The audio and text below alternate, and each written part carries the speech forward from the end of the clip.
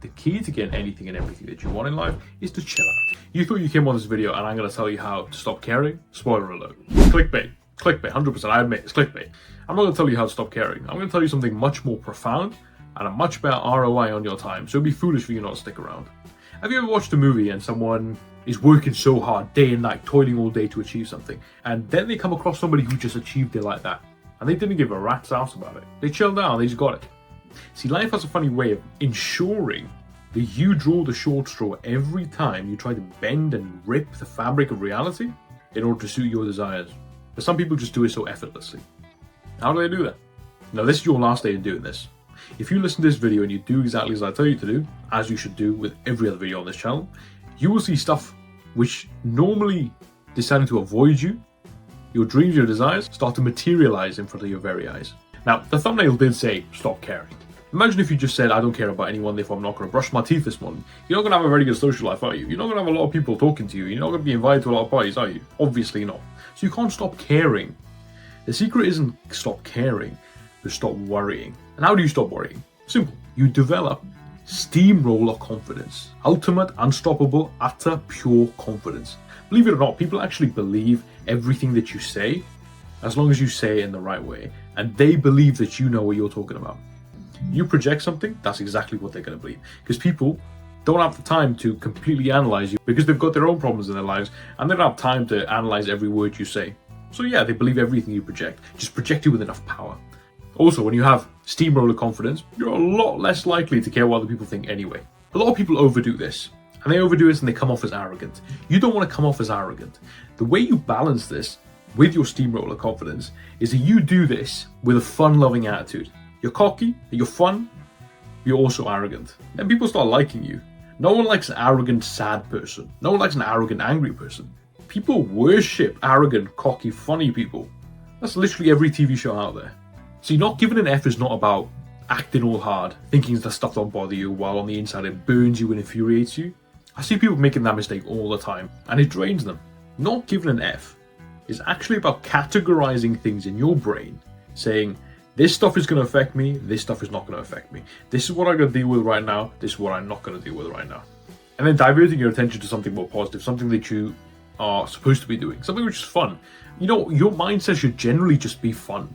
You should always try to have fun with everything, right? And all of a sudden, when you're having fun, you don't really give an effort, really. So if you notice, whenever you're having fun, you don't really care about anything else. When you're genuinely present and happy, you don't really care about anything else. So look at the states of mind when you are genuinely happy and you genuinely don't care about anything else, and adapt those when you want to adapt them. It's literally just about taking stuff, copying and pasting from scenario to scenario. So next time when someone's bothering you, something's bothering you, understand that it's not my business. Shrug your shoulders and move on. Move on to something which you are supposed to be doing.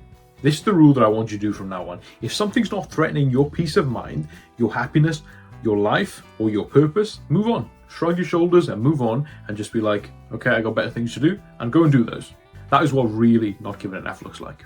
When you truly understand that the way people react is not because of you, like 80% of the time, it's not because of you. It's rather a reflection of their internal state. They're feeling anxious, so they act out. They're feeling insecure, and therefore they make fun of you.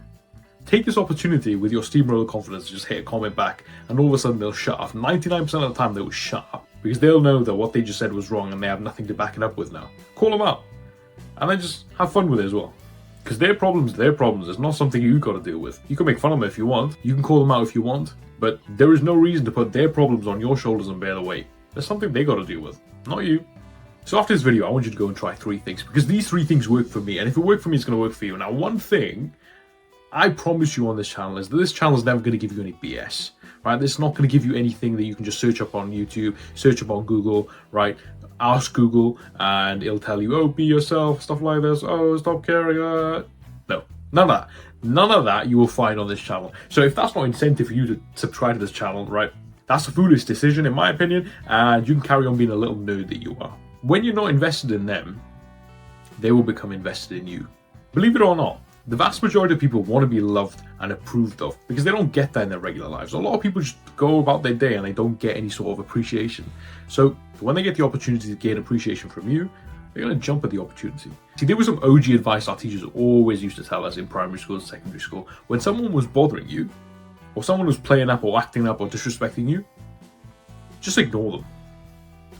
And none of us really used to do it, right? We all used to be like an eye for an eye, tooth for a tooth. I want revenge. I want to get back at him. And you'd always just go and aggravate the situation. But this kind of advice is one of the advice from school that I've always remembered. And I decided to put it into practice the other day. So whenever someone tries to disrespect me or talk to me like I'm inferior to them, I just look at them and then I look away, like acting like they're a little bit crazy. They got something wrong with them. And then you just go talk to someone else. And you just don't give them your attention, you don't give them your time of day, and you pretend they cease to exist, right? They're just not there. They don't exist in your view, in your worldview, in your field of vision. They just don't exist.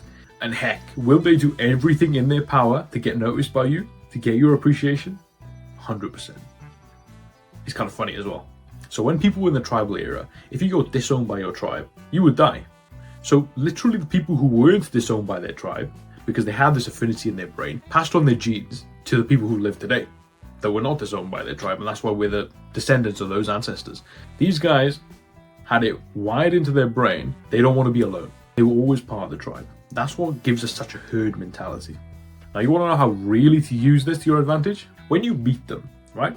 Before they start disrespecting you or acting arrogant or acting like they're bigger than you, whenever you meet someone, be really good to them, respect them, talk to them respectfully.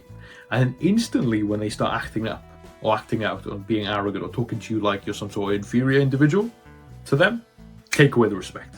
The contrast will really mess with their heads. Now, they can't accuse you of being a jerk because you've already been respectful to them. And if you do it in front of other people already know that you've been respectful to them. So who do they accuse? They start accusing themselves. And that's something we can play with. And this person is subconsciously and also consciously vying for your approval. Feel powerful yet? Wait till the next one. Second tip, go with the flow. Opportunities present themselves. If you have a goal in mind, instantly associate it with a positive feeling. Make yourself feel good for having that thought. And then just let it go. Just forget about it. And then just keep your eyes open for opportunities. Be perspicacious. Have you ever bought a new car, or you're going to buy a new car, or you're designing a car that you want to buy, and instantly you start seeing this car everywhere on the road. Everybody's already just bought this car. You're like, well, everybody's copying me. What's happening? No. It's because you've opened your eyes to the opportunities that are present. You just need to tune your mind to be on the right frequency. Boom.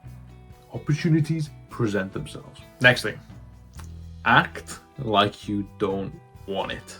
So I was preparing for a summer job a couple of years ago, and I was preparing a whole week, right? It was an interview. I had to go to an interview in order for them to select me and stuff like this. And I was preparing for a whole week, going through the whole company's website, going through everything that I should know, rehearsing interview questions, everything. And I was on my way up to the shop where they were holding the interview, and I get a brain block. Everything that I rehearsed, everything that I learned, everything that I prepared for just went out of my mind. I had a complete brain block. So I was just like, screw it.